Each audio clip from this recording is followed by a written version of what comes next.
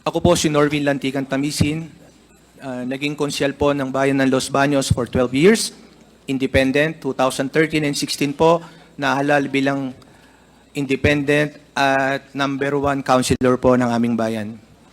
Natapos po ang aking termo ng 2019, June 30, at ako po ay isang human resource practitioner at isang professor po. So bumalik po ako sa pribadong buhay. Noong December 3, ako po ay nasa garden ng aking kaibigan dahil mahilig po akong mag-alaga ng bonsai. Nagtitinda rin po sa pamamagitan ng pagtuturo ng kaibigan ko si Mr. Emmanuel Mapili. Mula po alas 5 hanggang madaling araw ay nandun po kami. Nakipagkwentuhan, nakauwi na po ng pasado alas 2. Nagulat na lang po ako, nalaman ko na pinatay daw po si Mayor Perez. That was December 3. 2020 po, Your Honor.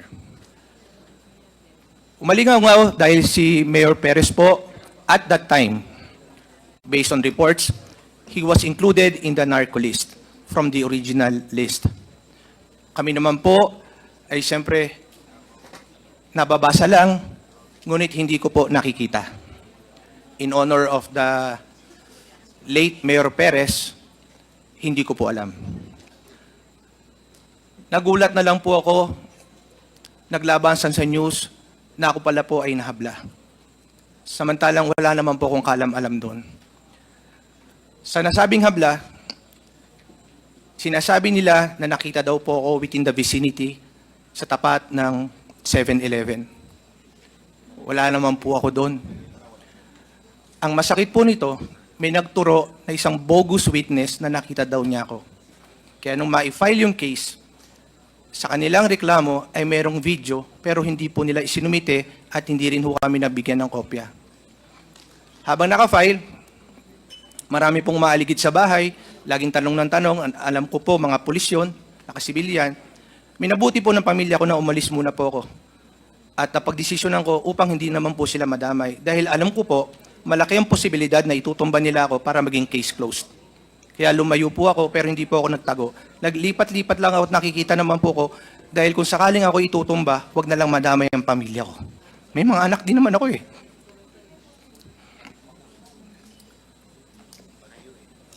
Nagulat ako, nahuli nila ako sa Baguio pero hindi po ako nagtago. Dahil naglalakad lang po ako. Kung ako po ay magtatago, pupunta po ako ng ibang bansa. At magpapakalayo-layo ako pero talagang haharapin namin. Gusto lang namin malaman kung saan at kailan ko magagawa ng parang ipaglaban ng sarili ko. Nung ako po'y nahuli, naghihiring na nailabas yung video na kumakalat ho sa mga Facebook, sa mga messengers. Nagulat kami. Wala naman ako sa video.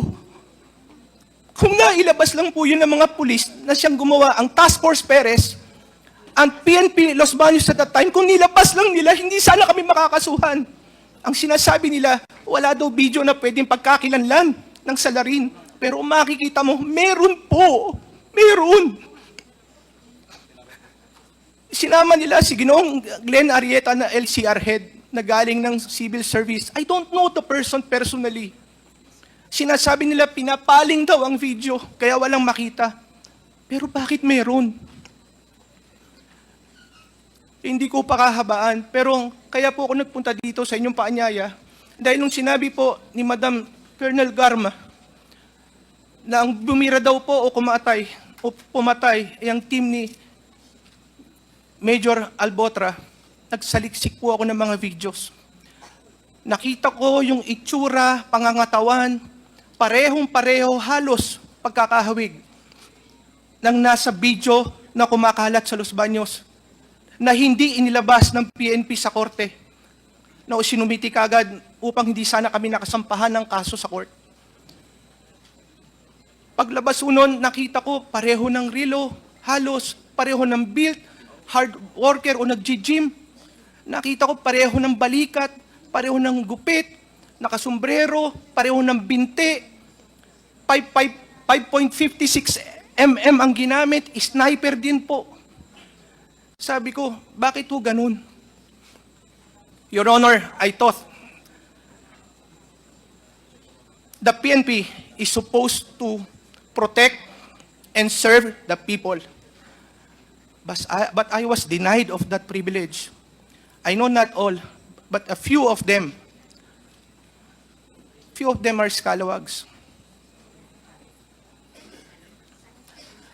Because they keep on implicating, some of them keep on implicating innocent people just for them to prove that they have done something or to please their officers, whoever they are. Alam nyo, malaki ho nasira sa akin eh.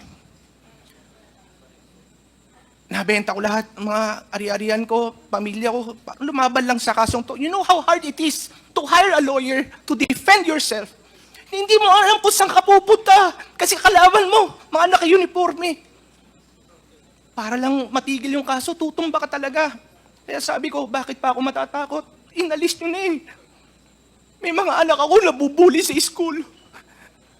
Hindi ako nakakapagtrabaho because of that record. Ako po naman nakapagtapos din naman ng MBA sa Ateneo. Through scholarship, pinaghihirapan ko.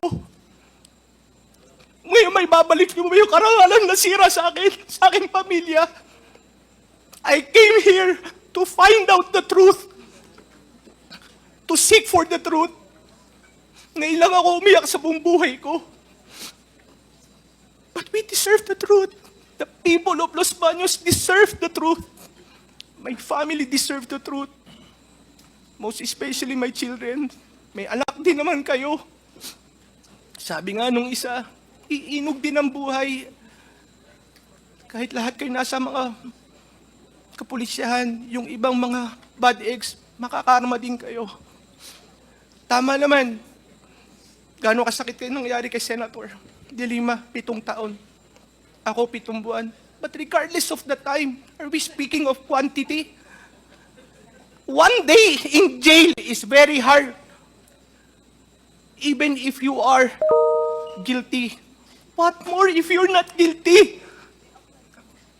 I'm speaking on behalf of those people na namatay, na parusahan na walang kasalanan. Kung ikamamatay ko, itatanggapin ko kaysa naman sirang-sira pangalan ko. I'm sorry, Your Honor. I kept this for a long time. When I was inside, I keep on praying. That's the only thing that kept me alive aside from my family support and my relatives and friends. Pero hindi lahat ng tao makukulong kaya. Hindi lahat kaya.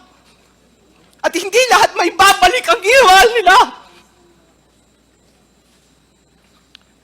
Your Honor, I can take things personally, regardless of how I feel.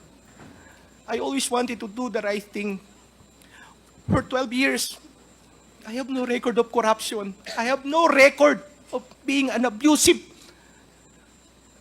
public servant. Yes, I filed cases against those corrupt and abusive public officials because that is the mandate. Aside from being legal, it is a moral obligation on my part. When they're trying to set up a casino, I expose and try to stop it. When they're dumping the garbage at the creek of Makiling Forest Reserve, wherein the licit will go directly sa lawan na lalawigan ng Laguna at mamamatay ang mga isda at yaman dagat, I expose and filed the necessary cases.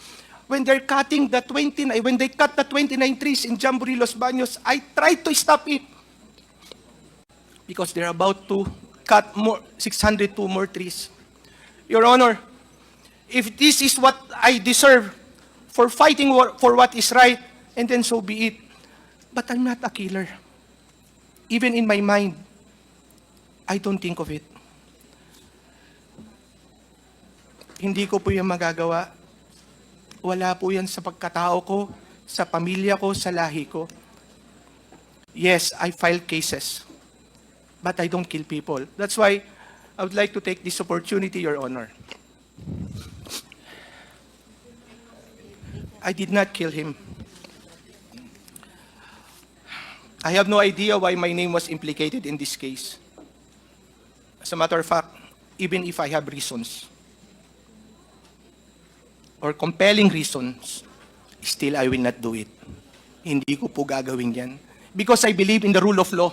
Kaya nga po ako naghahable eh. Lahat po nagkakamali, pinipilit kong itama. Kung ayaw po, nakontra ako. Pag ayaw, I seek the help of the court, especially ombudsman, so that they will be decide. They will be the one to decide. And at the time when Mayor Perez was killed, I'm no longer a politician or public servant at that time. Nasa private life na po ako. Hindi po ako makikinabang kung sakali man. Hindi ko rin po magagawa. Bukod sa walang kapakinabangan, hindi po yan ang aking pagkatao. Kilala po ako ni Sir Dan, nanungkulan po yan sa Laguna. Nangahabla lang po ako. Pero hindi po ako napatay. Thank you, Your Honor. Okay, maraming salamat, Mr. Chair. No? The only, I think, the crime or sin that you have committed is you're fighting against the mayor during that time. Because being the vice governor of the province of Laguna during that time, I know this fellow, Mr. Chairman. And si Mayor Perez was also a board member during that time da kami magkasama. Ako po ang vice governor nila. At we have talked about you, how you fought the administration of Mayor Perez then. But it was a fight that is natural on a democratic form of our government. And I was shocked to find out that you were involved during that time that I was the mayor of the city of Santa Rosa already. And you were implicated. Ang problem, Mr. Chairman, nakakalungkot lamang that those people in power in the PNP organization, nakakuha sila ng sketch nung tao na allegedly pumatay. Pero ang layo-layo naman sa mukha nung former councilor ng Los Baños. And I really am shocked to find out why these people from the PNP have chosen you to be the poll guy. Actually, you were poll guy ka talaga, but we will establish that. We will establish, and we will give these people that we have invited the chance to prove that we are wrong. And the chismis, allegedly, that was received by former GM Garma was indeed a chismis. We will try to prove it now. Now, Mr. Chairman, allow me to show a video, no? Para makita po natin yung mga comparison between those being accused, those being manifested by GM Garma, that it was told to him by Major Albotra and now Colonel Albotra. Do you have also That knowledge he about was boasting, no? Naging boastful siya in telling GM Garma that grupo nila ang tumira kay Halili. And when this fellow saw our investigation during that time, he immediately called me and tried to compare what happened. And sabi ko, I will not believe right away. Give me story and give me evidences. Because here, in our Quadcom, hindi po tayo nag-entertain kung walang valid na mga ebidensya. So, Mr. Chairman, allow us to try to see these two videos before we ask our officials from the PNP. also knowledge about those other personalities who have been killed on the war on drugs? Like big personalities that you know about? Yes, Mr. Chair. Mayor Halili. Pinagmalaki kasi ng isa, sir, na sila. Sino yung nagmalaking yun? Major Albotra, Mr. Chair. Major Albotra of Region 7. Albotra? Yes. Of Region 7? Yes po. Lieutenant Colonel Albotra na ata. Albotra. Kenneth Albotra to be invited in the next. Also knowledge about... Tingnan po na natin yung second video, no? Mamaya babalikan po natin yung video ni Mayor Tony Halili. But for the meantime, we want to compare yung pong klase ng pagpatay sa Batangas at sa Laguna po. So, please show the second video. Politika ang nakikitang anggulo sa pagpatay sa alkalde rin ng Los Baños, Laguna na si Cesar Perez. Si Perez kabilang sa narco-list ni Pangulong Duterte noong nakaraang taon. Matatandaan kasama si Mayor Perez sa narco-list ni Pangulong Rodrigo Duterte. Itinanggi ito ni Perez at sinabing pamumulitika at paniniralang ng kanyang mga kalaban ang pagkakasangkot umano niya sa iligal na droga.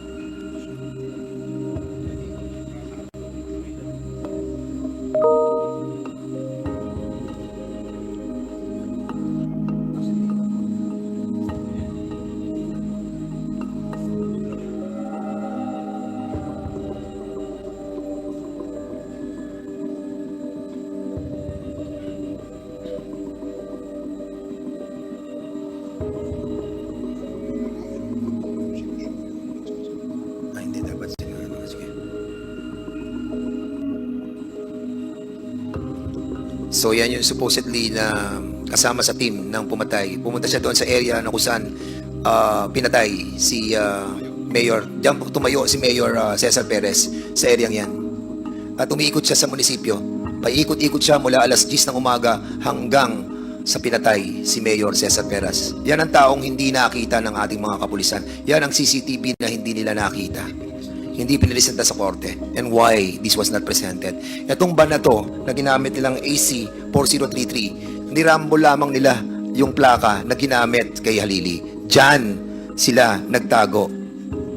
6:12 hanggang 8:30. Ayan, dyan. Andito ang munisipyo sa kanan. Andyan yung gunman, ang location, at dyan nila tinira yang si Mayor. Nakita niyo yung pader sa may likod? Doon nakaporma yung FB. Doon nakaporma yung killer. Mula 8:43, naglakad si Mayor. Pumunta siya doon sa pinuntahan noong naka-blue na sapatos at yung malaki ang katawan at makinis ang kanyang buhok. Ayan ang mayor namin, si Cesar Perez. Dumiretso siya doon, bumalik siya dahil may tumawag sa kanya. Most likely, ang tumawag sa kanya ay grupo din nila. At dyan na pinatay ang mayor ng Los Baños. At sa area yan, wala dyan si Tamisin. Wala dyan si Konsehal Norbin Tamisin. At pagkatapos sa binarel, makikita niyo yung van, ayan, na kung saan dyan nagsimula yung pagputok. ACA 433, at yan din ang ginamit nila kay Halili, nirambol lang yung plate number, yun, umalis na. Makikita natin sa kabilang CCTV yan, lumalabas na sila pagkatapos nilang barilin si Mayor Cesar Perez. Ang sinasabi nila, ang gunman nandun sa 7-Eleven. Andyan ang gunman. Mula alas 10 ng umaga hanggang 8:45, umalis na sila ng Los Baños papunta doon sa Calamba.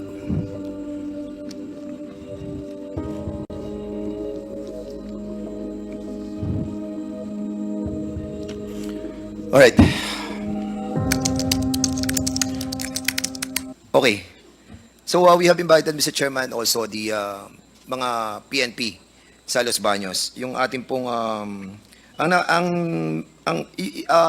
Colonel Albotra, you are now a colonel, correct? Mr. Chair, I am Police Captain, Mr. Chair. Captain Albotra? Yes po, Mr. Ay, Chair. ano ka na? Captain pala. Yes, From sir. Major to Captain. Yes po, Mr. Chair. Tama ba? From Chairman. Captain muna bago. Yes. Colonel, Captain Albotra, anong class ka? 2006. I'm a member of PNP Class 2006, Mr. Chair. 2006, so classmate kayo ni Colonel Santi Mendoza. Yes, Mr. Chair. Why you're still rank of captain? Most of your classmates are light colonel and some are major. Mr. Chair, 2 months ago, Mr. Chair, my promotion order was cancelled last 2016 na promotion, Mr. Chair. Kaya na balik po ako sa rank of Police Captain. You're demoted. Not demoted, Mr. Chair. Cancelled lang po, Mr. Chair. Cancelled yung promotion mo for major. Yes po, Mr. Chair. Miss Garma, is the guy, Captain Albotra, is the person that you mentioned? Yes, Your Honor, Mr. Chair. So you confirm that Captain Albotra is the same as alleged Colonel Albotra? Yes, Mr. Chair.